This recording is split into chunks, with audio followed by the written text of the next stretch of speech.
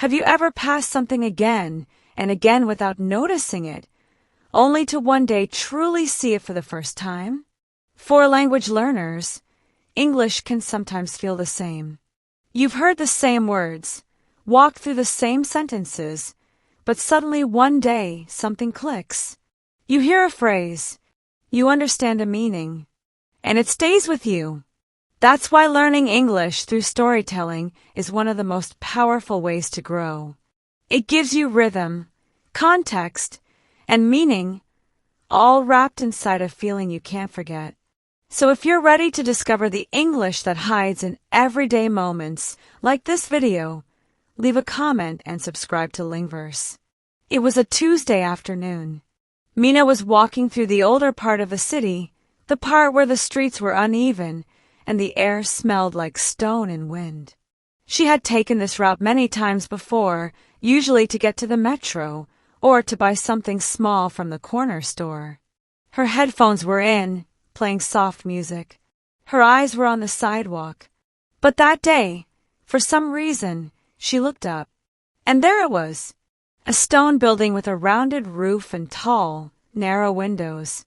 It stood between a bookstore and a bakery, quiet and pale, like someone holding their breath. Mina had walked past it for years and never once really noticed it. But now it looked different, almost alive. She took out her headphones and crossed the street. The building wasn't large. It didn't have any bright signs or modern glass, but it had something else, a small plaque near the door. She leaned closer to read it.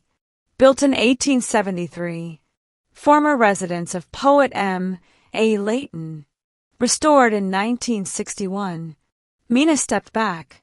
She'd never heard of Leighton. But suddenly, she wanted to know everything. Who had lived here? What poems were written behind those walls?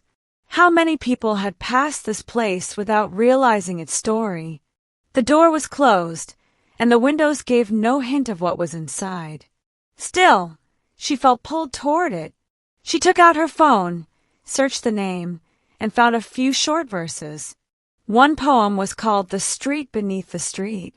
It described a path that people walked every day without knowing it was once a river. That line stayed in her mind. We forget what the stones remember. Mina stared at the building again. She had forgotten, or maybe she had never seen. She began to look around. Suddenly the street itself looked new. The lampposts weren't just lampposts. They were iron memories. The bricks in the walls weren't just bricks. They were pieces of stories. Even the crack in the sidewalk near the bench she always passed, now it looked like a line drawn by time. Mina walked home slowly that day. She didn't listen to music. She just listened to the way the wind touched the signs, the sound of her shoes on the pavement, the quiet language of things people usually ignore. She passed the same things she had always passed. But this time, she was really there. And somehow, that made the city feel like a book she had just started reading.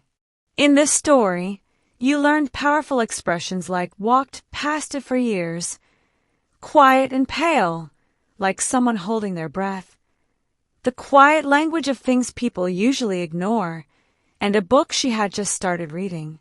These are emotional, descriptive phrases that give life to your English and help you sound more natural.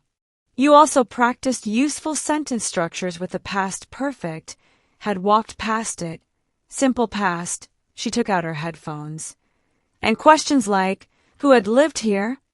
These are common in English storytelling and help you talk about memory, discovery, and change.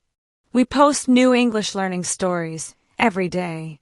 So like this video, subscribe to Lingverse, and in the comments tell us, what's something small you passed 100 times before really noticing it?